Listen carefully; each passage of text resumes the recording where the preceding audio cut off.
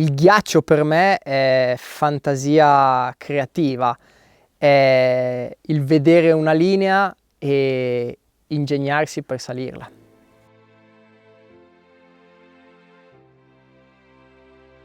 Io ho avuto un'infanzia legata allo sci, abitando a Cervinia, facendo gare di sci alpinismo, fino ai 14-15 anni. Ero attratto dalla prima neve, aveva un richiamo quasi, non so come dire, paterno. Quando nevicava ero contento, non vedevo l'ora di mettere gli sci.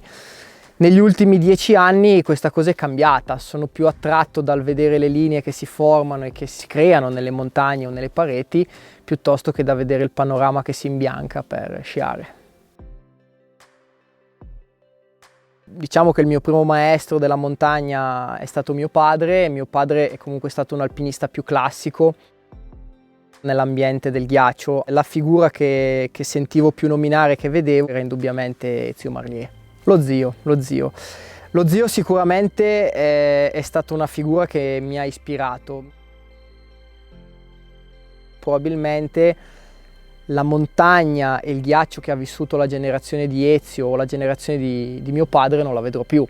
Pensare di essere Giancarlo Grassi, entrare in Valei o in Val Nontei e vedere tutto da aprire e avere la visione di Giancarlo Grassi è un sogno che mi piacerebbe vivere, però non è più così, non è più possibile.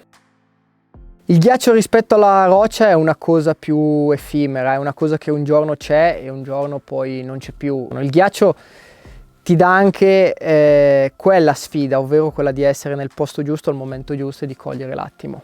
Un buon alpinista è un alpinista polivalente, bisogna essere dei bravi rocciatori ma dei bravi ghiacciatori, perché le montagne ci impongono entrambe le difficoltà. Il ghiaccio è un elemento chiave dell'alpinismo ed è un elemento senza il quale forse non ci sarebbe neanche la parola alpinismo, ecco.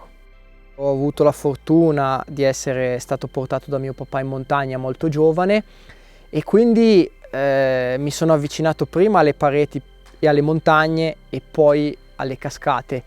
Un po' forse come si faceva una volta e devo dire che questa cosa ha sempre influenzato molto il mio modo di vedere l'alpinismo e di vedere anche l'elemento ghiaccio. Io in montagna mi sento libero, mi sento realizzato, mi sento appagato, quindi più il contesto diventa grande e imponente e assume caratteristiche alpinistiche, più mi appaga e più mi fa stare bene e più mi diverto. Secondo me non è vero che i giovani alpinisti non hanno più visione, ma è evidente che gli spazi sulle montagne si stanno riducendo. Secondo me ci sono ancora dei grossi problemi legati all'arrampicata sul ghiaccio, sul misto, da risolvere nelle Alpi, nelle nostre montagne, in Valle d'Aosta anche. Il problema è che queste linee tanto ambite, tanto estetiche, tanto effimere, veramente sono scalabili per pochissimi giorni all'anno e neanche tutti gli anni. Il futuro dell'arrampicata su ghiaccio o su misto secondo me sarà basato sulla fantasia e sulla creatività degli alpinisti. Sicuramente questa visione, questa creatività bisognerà stuzzicarla ancora di più, perché i cambiamenti climatici oramai sono sotto gli occhi di tutti e le stagioni non sono più quelle di una volta.